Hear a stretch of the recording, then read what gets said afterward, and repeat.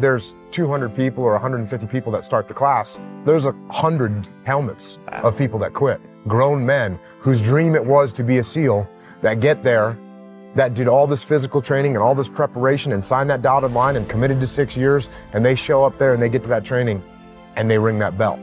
No one knows who's gonna make it through that program. The only way to know what's in the core of a human being is to rip that thing apart and see what's in there. And until you rip it apart and see what's in there, you don't know. What does it take to not ring the bell? Don't quit.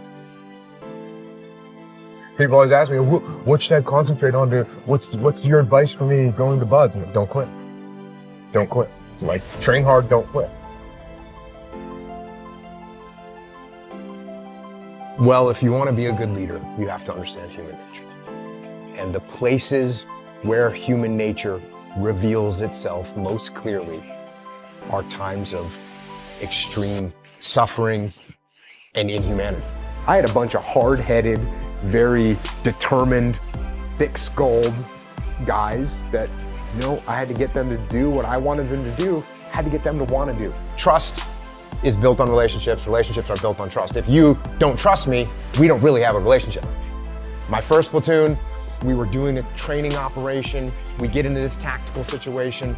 Everyone in my platoon is focused on one area. Everyone's looking down their weapons, waiting for a threat to expose itself, which means you got 16 guys looking down their weapons, and I'm waiting for someone to make a call. I was a new guy. I'm waiting for someone above me in the chain of command to say, hey, move here, or hey, move forward, or make some kind of a decision. And as I'm waiting, no one's doing it. So I'm a new guy. I'm scared to say anything, and I know I shouldn't say anything, so I'm just waiting, and no one's giving an order. No one's giving any direction. So I wait longer. And this goes on for probably 30 seconds or a minute, which is a really long time when you're trying to take down a target.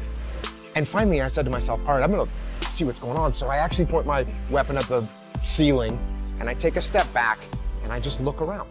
And I see that every single person in my platoon, including my platoon commander, including the assistant platoon commander, including the platoon leading petty officer, everyone is just focused on their weapons and no one's making a decision. And I can see this.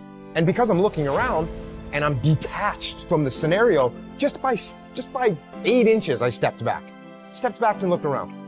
I can see what decision needs to be made.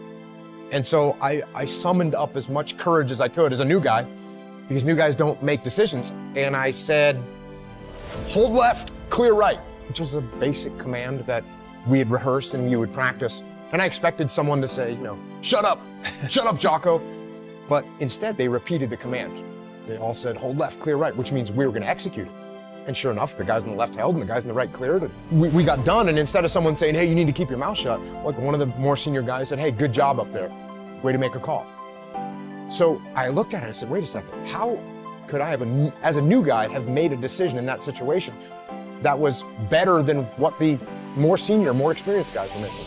And I realized it was because I took a step back and detached from it. So at that moment, I said to myself, okay, from now on, when I get into these tactical scenarios, I'm gonna take a step back and I'm gonna try and look around and I'm gonna try and detach myself from the chaos and the mayhem. And I started doing it all the time. In every tactical situation, in the land warfare, in the mountains, in the urban environments, I was doing it all the time. And I was able to see what was happening. It was like a superpower to be able to see what was happening and make decisions. And so then I actually started doing it when I was having conversations. And if you and I were in disagreement and you started getting emotional, instead of me getting emotional back at you, I would just take a step back and be like, oh, okay, he's really concerned about this. Why is he so concerned? What does he see that I don't see? And I started actually just detaching all the time.